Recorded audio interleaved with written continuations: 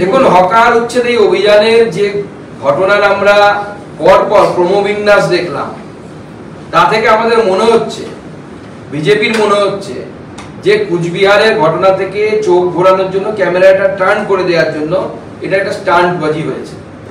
যে আমার মাথায় জল উঠলো বাই কটক যায়, আমাদের মহারানীর হীরক রানীর মনে হয়েছে ফুটপাথ পরিষ্কার করতে হবে, দিল্লির মতো করে দিতে হবে বা বেঙ্গালুরুর মতো করে দিতে হবে, সঙ্গে সঙ্গে আপনি বুলডোজার নিয়ে চলে গেলেন।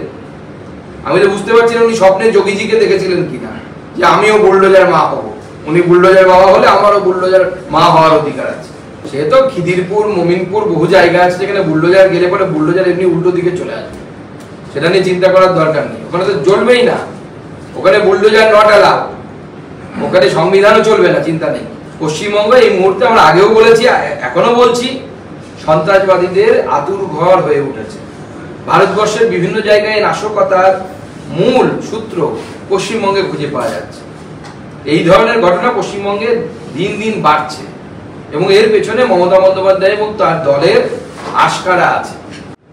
ডাবগ্রাম, ফুলবাড়ি, কাওয়াখালী, এই যে এই বিস্তীর্ণ অঞ্চল শিলিগুড়িতে, এই অঞ্চলগুলি এখন জমি মাফিয়াদের দৌরাত্ম্যের স্থান হয়ে উঠেছে এবং এখানে জমি রাতারাতি দাম বেড়ে যাচ্ছে কয়েক গুণ। সেখানে জমি, যেখানে পয়সা সেখানেই তৃণমূল, যেখানে মধু যেখানে মৌ সেখানে মৌমাছি, সেরকম যেখানে পয়সা সেখানে তৃণমূল। তো পয়সা থাকবে তৃণমূল থাকবে না, এটা তো হতে পারে না।